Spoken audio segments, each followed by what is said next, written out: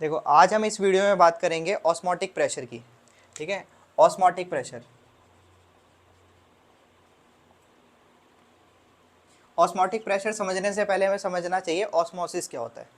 इसमें समझने के लिए हमें इम्पॉर्टेंट है, अगर आपके पास दो सॉल्यूशन है, जैसे सॉल्यूशन ए सॉल्यूशन बी, क्या है, सॉल्यूशन ए सॉल्यूशन बी।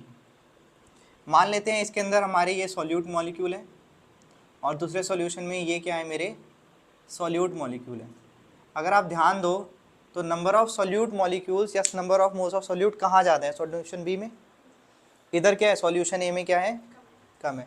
अगर मैं बात करूँ नंबर ऑफ सॉल्वेंट की, तो सॉल्वेंट कहाँ ज़्यादा होंगे, ए में सॉल्वेंट ज़्यादा है और बी में सॉल्वेंट कम है।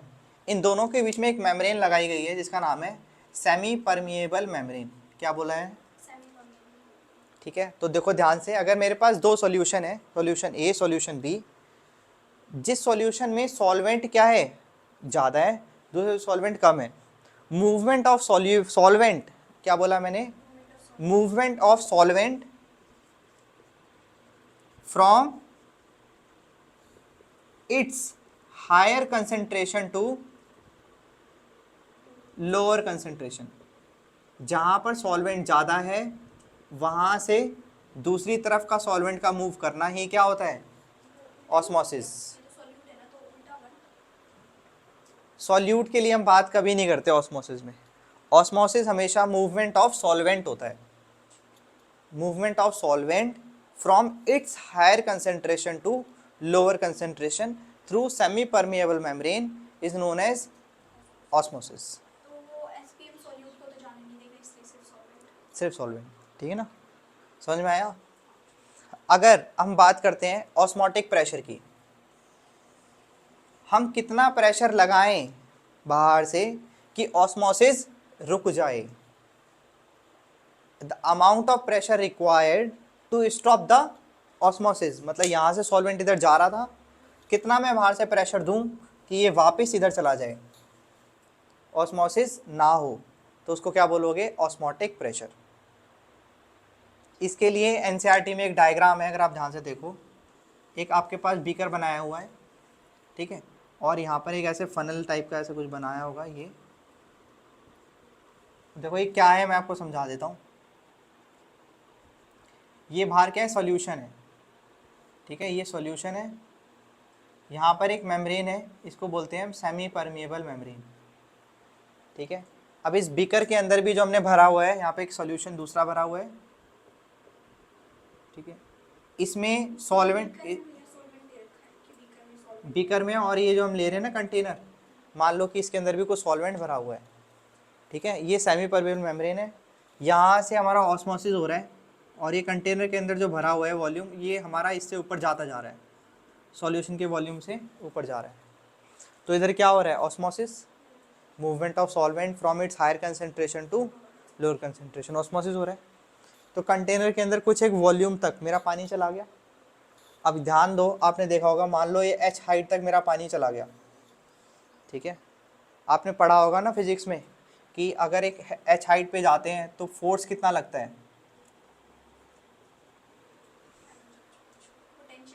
पोटेंशियल एनर्जी होती है। अगर मैं इसको डिवाइड करूं किससे, एरिया से डिवाइड कर दूं, तो ये क्या मुझे मिलने वाला है, प्रेशर। ऐसे ही अगर मैं इधर भी इसको a से डिवाइड कर दूं तो मुझे क्या मिलेगा, प्रेशर। अब ध्यान दो, एक कंटेनर है तो ये सिलेंड्रिकल होगा, ठीक है, सिलेंड्रिकल है, तो आप इसको ऐसे लिख सकते हो, समथिंग, आप इसको ऐसे ना समझ के ऐसे समझ लो कि आपको ये पता है ना, pressure P V equal to N R T. कहते हैं कि अगर हम ऑस्मोटिक प्रेशर की बात करते हैं तो ये आइडियल गैस की तरह बिहेव करता है, ठीक है। तो प्रेशर का formula P V equal to N R T होता है आइडियल गैसेस के लिए। आप इसको ऐसे समझ सकते हो, pressure is equal to N upon V R T. Number of moles per unit volume क्या होता है, मोलैरिटी या कंसेंट्रेशन। इसको मैं किससे डिनोट कर सकता हूँ, सी आर टी।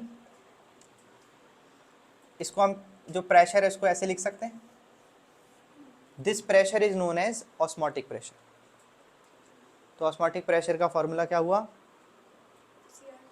CRT, या फिर इसको हम ऐसे पाई से भी डिनोट करते हैं, pi is equal to CRT। आ रहा समझ? निकलो।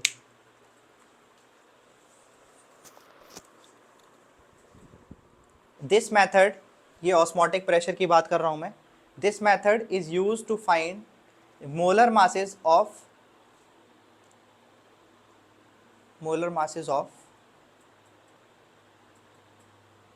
larger molecules like polymers,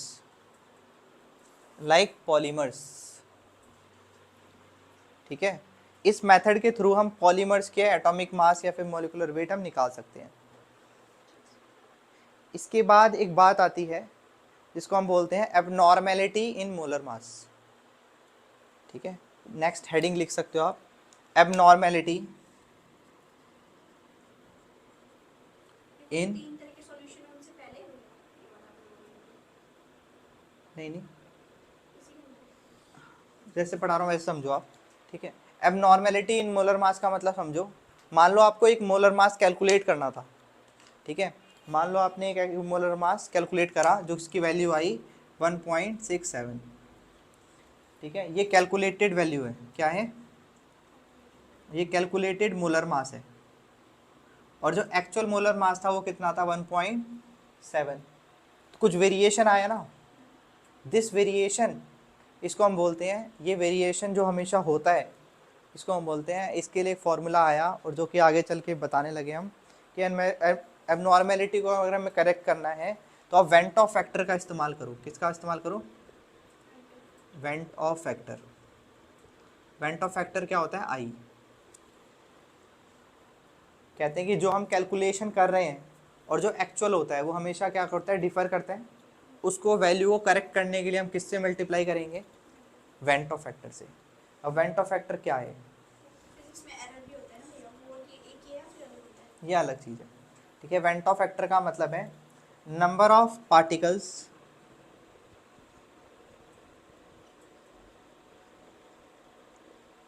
ठीक है, number of particles of solute in solution divide by number of particles of solute in pure state.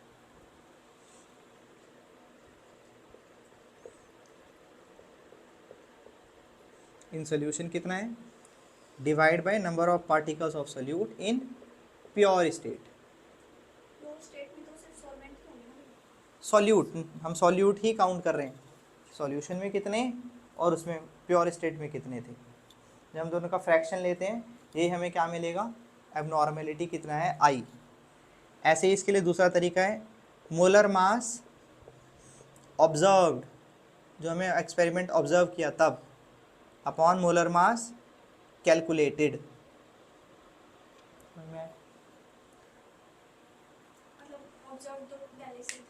Observe जो हमने एक्सपेरिमेंट करा तो हमें क्या ऑब्जर्व हुआ? कैलकुलेटेड मतलब जो, हाँ सॉरी, कैलकुलेटेड जो हमने निकाला वो कैलकुलेशन के हिसाब से बाद में निकाला कैलकुलेटेड। ऑब्जर्व मतलब जो हमेशा गिवन होता है।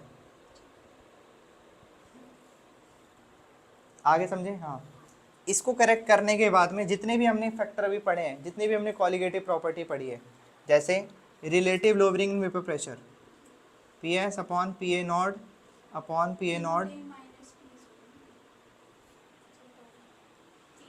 हाँ, पी नॉट मतलब प्योर सॉल्वेंट का माइनस सॉल्यूशन डिवाइड बाय ये किसके प्रोपोर्शनल होता था? सॉल्यूट, ठीक है। दूसरी बताओ, एलिवेशन इन बॉइलिंग पॉइंट, ठीक है, सॉल्यूशन का माइनस प्योर सॉल्वेंट का, ये हमेशा किसके, डेल्टा टी एफ बोलते थे ना इसको, delta T B. Delta T B किसके प्रोपोर्शनल होता था? M, K B into M. ऐसे डेल्टा टी एफ किसके प्रोपोर्शनल होता है? के एफ इंटू एम। और क्या होता था? अभी हमने पढ़ा है pi is equal to C R T. सभी में ही पता है क्या आ जाएगा? एक वेंट ऑफ फैक्टर से आप अगर आप मल्टीप्लाई कर देते हो तो आपने कहा कि हमने एबनॉर्मेलिटी जो मोलर मास में आ रही है हमने उसको करेक्ट कर दिया लगाने से। तो आपको हर जगह ये लगाना है। अगर इसकी वैल्यू 1 है, सोचो अगर इसकी वैल्यू 1 है, इसका मतलब कैलकुलेटेड और ऑब्जर्व्ड आपके दोनों क्या है? सेम है। आप मान के चल रहे हो कि सेम है, तभी आप इसकी जगह 1 पुट करते हो तो सेम फॉर्मूले नहीं बन गए, बट ऐसा एक्चुअल में नहीं होता। वो कैसे कैलकुलेट करेंगे अभी हम पढ़ते हैं। हमारे पास दो तरीके की रिएक्शन होंगी, डिसोसिएशन रिएक्शन, एसोसिएशन रिएक्शन। लिख लो आप। नमस्ते भाई, बैठो, ये वीडियो में भी आ गया होगा नमस्ते। देखो अब हम बात करेंगे वेंट ऑफ फैक्टर। अगर रिएक्शन डिसोसिएशन रिएक्शन है, मतलब एक मॉलिक्यूल से एक से ज़्यादा मॉलिक्यूल टूट रहे हैं। दूसरी रिएक्शन क्या होगी, एसोसिएशन मॉलिक्यूल, मतलब दो मॉलिक्यूल मिलके एक सिंगल मॉलिक्यूल बन रहा है। अगर हम बात करते हैं आई की, तो डिसोसिएशन के लिए आई की वैल्यू ग्रेटर देन 1 होगी। मतलब हाँ, ऐसे ही बोल सकते हो कि दो एटम अलग, दो एलिमेंट दो अलग अलग मिलके हाँ वो बना रहे हैं। तो इधर क्या होगा, इधर आई की वैल्यू लेस देन 1 होती है। याद रखना है कि एसोसिएशन रिएक्शन के अंदर आई की वैल्यू लेस देन 1 होती है। क्वेश्चन आएगा कि अगर आपके पास 3 आई की वैल्यू गिवन है, एक 1, एक 1.25, एक 0 पॉइंट समथिंग, तो आपको नेचर ऑफ रिएक्शन पता लग जाएगा। अगर जिसका लेस देन होगा तो इसका मतलब वो एसोसिएशन वाली रिएक्शन है। 1 हो गया तो उधर ना एसोसिएशन है ना डिसोसिएशन है, वैसे हाँ, ठीक है ना, समझ रहे हो।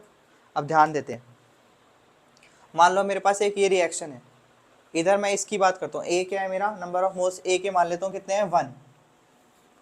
रिएक्शन के बाद नंबर ऑफ मोल्स कितने बने, एन अल्फा, है ना भाई, कितने भी हो सकते हैं। अब ये बताओ टोटल नंबर ऑफ मोल कितने हुए आफ्टर डिसोसिएशन।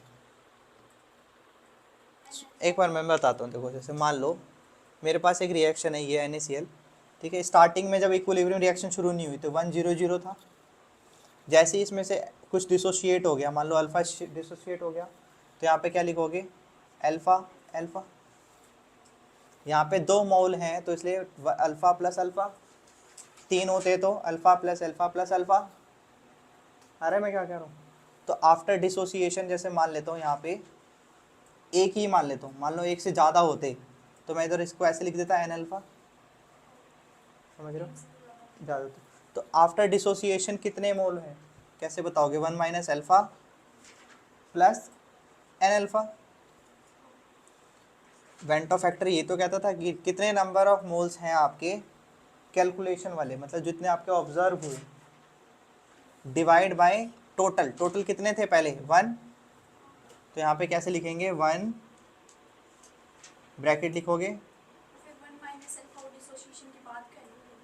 हाँ 1 माइनस अल्फा इंटू एन, ऐसे लिखेंगे। तो इसको ऐसे लिख सकते हैं, एक मिनट रुको, हम जब अल्फा कॉमन लेंगे दोनों में से तो यहाँ पे ऐसे लिखेंगे n माइनस 1। डिनोमिनेटर अगर 1 है तो 1 है ना। तो ये फॉर्मूला हो गया आपका जब डिसोसिएशन है। अब एसोसिएशन है तो समझ लेते हैं। जैसे मान लो स्टार्टिंग में ये 1 था, ये 0, ठीक है। अब ये कितना है, एन अल्फा, तो ये क्या होगा, अल्फा अपॉन एन, क्योंकि देखो फॉर्म हो गया। देखो यहाँ पे थोड़ी गड़बड़ हो गई, डिसोसिएशन के बाद 1 माइनस अल्फा और इधर क्या बना, अल्फा अपॉन एन, दोनों को ऐड करो, 1 माइनस अल्फा प्लस अल्फा। देखो दो मॉलिक्यूल कितने एसोसिएट हुए, टूटने के बाद ही हुए होंगे, सही है ये। देखो मान लो मेरे पास पहले यहाँ पर थे 20 थे, ठीक है, सिर्फ 10% ही क्या हुआ मेरा, एसोसिएट हुआ, कितना परसेंट, तो बचा कितना है यहाँ पे, 20 माइनस 10%, तो बचा कैसे लिखोगे, 1 माइनस, हाँ। तो इधर क्या होगा, वेंटो फैक्टर निकालना है, डिवाइड बाय 1। अब यहाँ पे क्या करोगे, फिर से वही प्रोपोर्शनैलिटी, 1 लिया, ठीक है, माइनस साइन लगाया, अल्फा कॉमन ले लिया, अंदर क्या आया, अगर मैं +1 कॉमन ले लेता हूँ तो क्या आएगा, 1 अपॉन एन माइनस 1, ठीक है। ये फॉर्मूला हो गया, कब है, जब एसोसिएशन वाला रिएक्शन है, ठीक है। तो इसको नोट कर लो आप, इससे रिलेटेड क्वेश्चन आते हैं। एक क्वेश्चन देता हूँ इसके बाद, तुम्हें इससे क्लियरिटी हो जाए।